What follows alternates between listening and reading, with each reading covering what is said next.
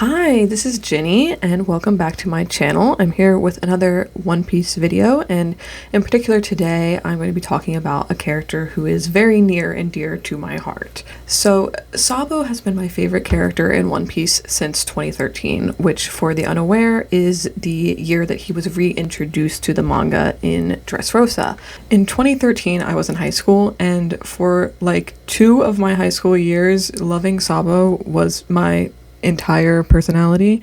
I am not kidding. I am not exaggerating. I cosplayed him multiple times. I collected posters and figures of him. I drew fan art of him. I wrote fanfic about him.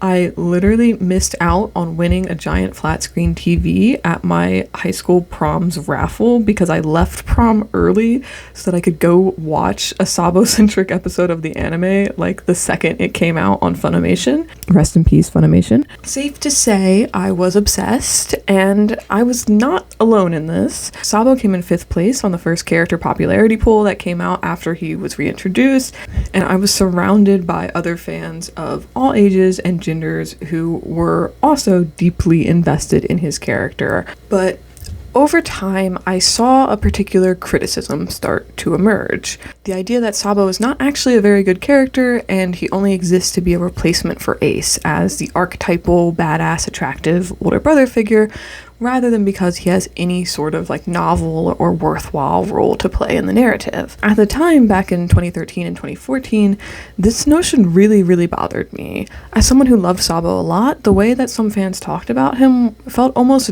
degrading, as if they believed that the only reason anyone could like Sabo is because they're either a shallow man who just likes him because he's cool, or a shallow woman who just likes him because he's hot, rather than because he's an interesting character in his own right. I really resented the assumption that my affection for Sabo was caused by me being an Ace fan who just wanted a replacement for my fave. I'm not. I love Ace, but he's not even in my top 10.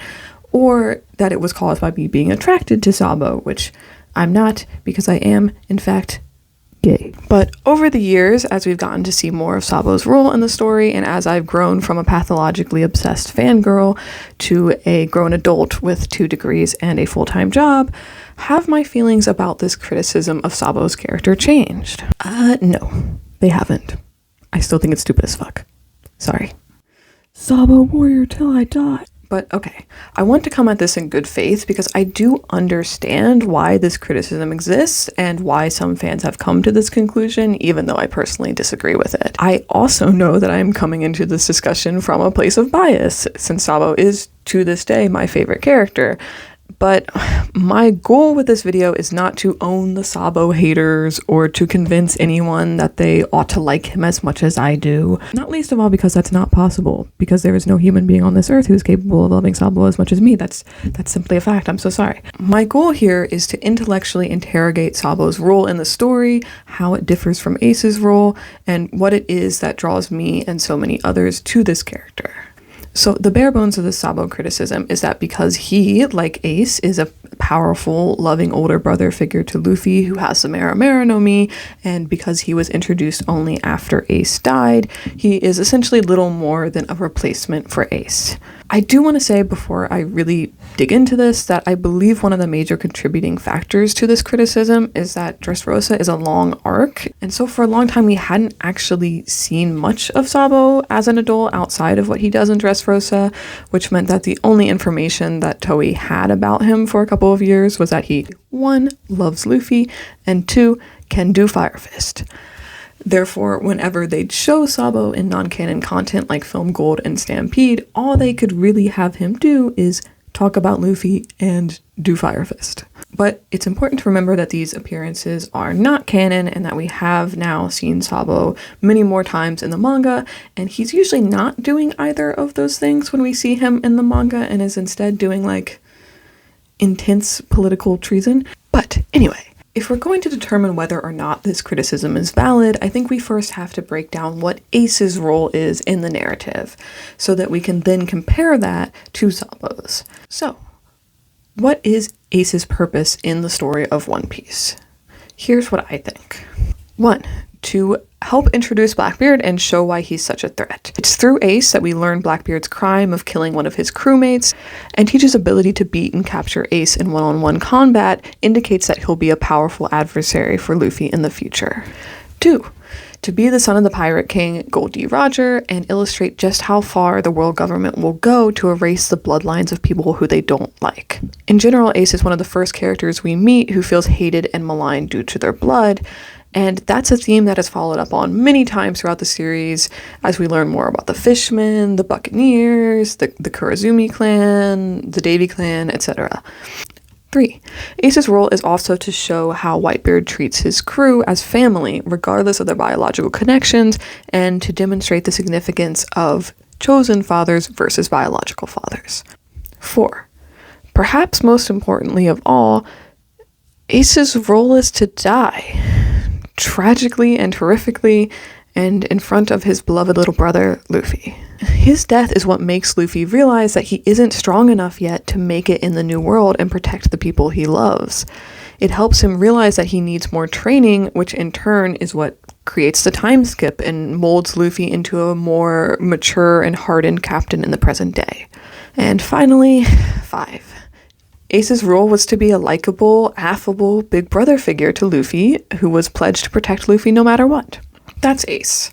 So, now that we have a strong idea of Ace's role in the story, what is Sabo's role? Why does he exist, and how does his existence support the narrative that Oda is trying to present to us? 1. Sabo exists to demonstrate how even without the will of D or powerful lineage, someone can choose to fight the system that they were born into and create their own destiny. This stands in stark contrast to Ace, whose inheritance of the D initial and Roger's bloodline means he was somewhat positioned to become a pirate and an enemy of God from birth.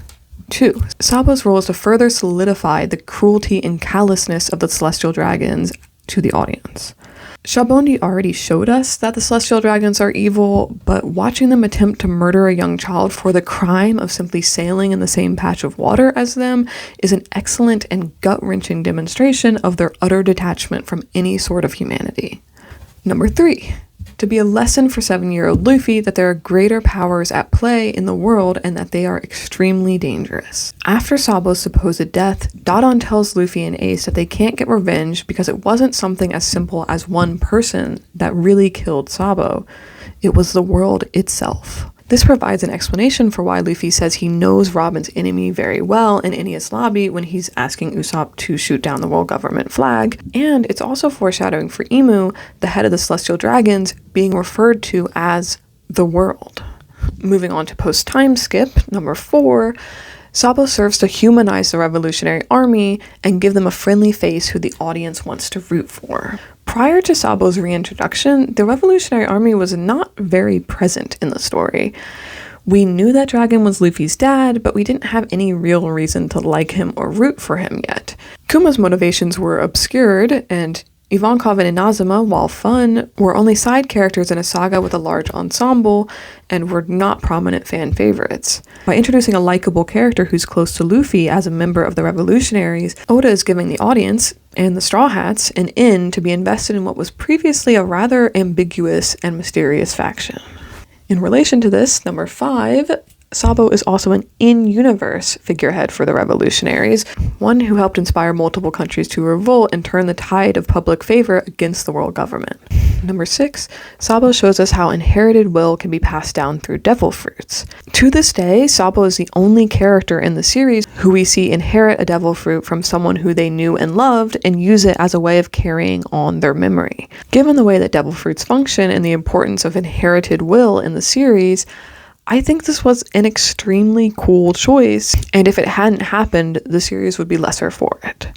7, Sabo serves to introduce the threat level of Imu and the Gorosei, and 8, to take an active stand against the Celestial Dragons as someone who has history with them and for whom it's meaningful to do so. More on that later. 9, last but not least, Sabo's role is to be a likable, affable big brother figure to Luffy who is pledged to protect him no matter what. So that about sums it up. In both cases, they do serve as a kind, protective brother figure to Luffy, but beyond that, how much do they really have in common? Not a single one of the other items that I just listed. You might say, but Jenny, what about the fire powers? They both have fire powers. You didn't mention that as a similarity. But having fire powers is not like Ace or Sabo's purpose in the narrative. In fact, despite having the same devil fruit, I would argue that their devil fruits serve different purposes for each of them. For Ace, having the Mera no Mi functions to teach the audience how powerful Logias can be, to be a visual representation of Ace's hot-headed nature and how he's sort of burning the candle at both ends, and to provide a literal gut punch when we discover during Marineford that Akainu's magma runs hotter than fire. For Sabo, the Mera no Mi is not about that. It's about carrying on the will of his deceased loved one, as I described earlier. It's the same fruit, but it's serving a different narrative function for Sabo than it did for Ace. When it really comes down to it, though, the most significant difference between Sabo and Ace to me is the fact that Sabo is a revolutionary and is the one who declared war on the celestial dragons. The world government is one of, if not the single most important antagonistic force in the entire series. They are the ones on top. They are the ones who create villains like Arlong through their prejudice, who enslaved Hancock and her sisters, who gave the order for O'Hara to burn. We watch them oppress others, cause genocides, and destroy history and culture. When I finished reading One Piece for the first time, there was no villain that I hated half as much as the world government and the celestial dragons. And Sabo is the man who declared war on them. Would Ace have done that? And if he had, would it have hit the same way if the person who made that declaration of war was Ace, and not the man who was born with noble blood, but chose to turn his back on his heritage and walk a different path? The kid whose life was nearly taken by a celestial dragon? The kid who was saved and raised by the revolutionaries among other victims of the world government and oppressed peoples? Whose best friend was enslaved in Marie-Joie? I really don't believe that. I don't think that would have been as powerful of a story beat if it had come from Ace instead of Sabo. And I don't say this to slander Ace in any way. I love Ace and I love his story. It's just a different story from the one that Oda is telling with Sabo. So what is it about Sabo's story that draws me to him and makes him my favorite character in a series with such an immense and colorful cast? From my perspective, it's not just that he's different from Ace, it's that he is wholly unique from every other character in the series as well. Imagine for a moment that you live in a universe where all the major figures around you come from sacred or cursed bloodlines, where your own brothers carry a mysterious middle initial that predestines them to be the enemies of the ruling class. Not to mention that one of those brothers is possibly like a reincarnation of a god, and both of their fathers are like world infamous icons of history.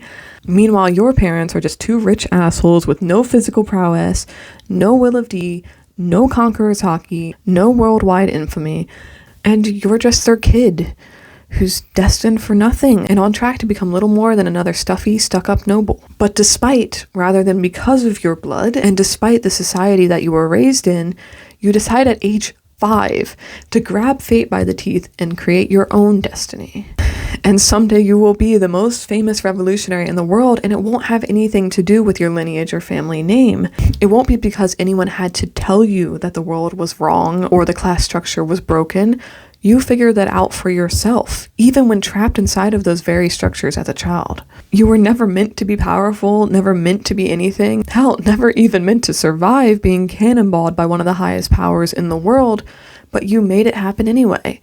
And now you're the one who's declared war on the world government, destroyed their food supply, and burned their symbols to the ground.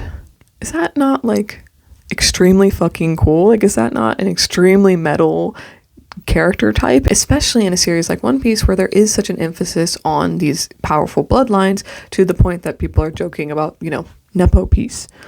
So, no, I don't think Sabo is just a replacement for Ace, and I feel that boiling him down to something as simple as that does a huge disservice to his character and to Oda's writing. Him being a loving older brother with fire powers is just one aspect of his wider story. It's something that elevates other aspects of his character and gives him, and by extension the Revolutionary Army, an important link to Luffy, but it does not encompass him entirely.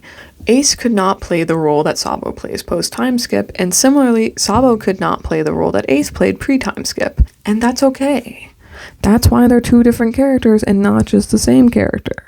I obviously adore Sabo, and I'm really excited to see where his story will go. How he'll meet up with Vivi and Luffy, who his final battle will be with, fingers crossed for Akainu or Shamrock, and how he'll contribute to the endgame of the series. I'd love to hear from everyone in the comments about what role you think Sabo plays in the story and what you expect or hope from him going forward. There will definitely be more videos about Sabo to come and about the Revolutionary Army and Dragon, so subscribe if you're interested in seeing any of those, and thank you so much for watching. Oh, by the way, you guys want to see my dog? You want to see my adorable dog? Hold on. She's asleep behind me. She's so cute. Look.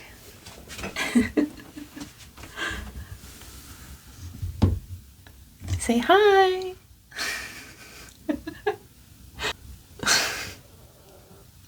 She said, leave me alone. She said, leave me alone. I'm going back to sleep. Mom, shut up about anime so I can sleep.